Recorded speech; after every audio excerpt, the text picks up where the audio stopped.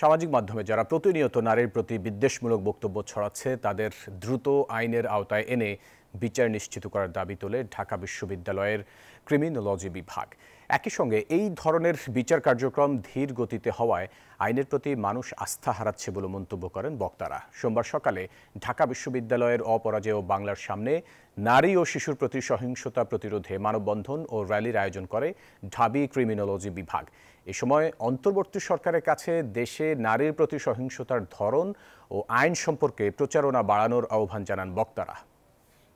এই ঈদে জামা জুতো অ্যাকসেসরিজের ডিসকাউন্ট।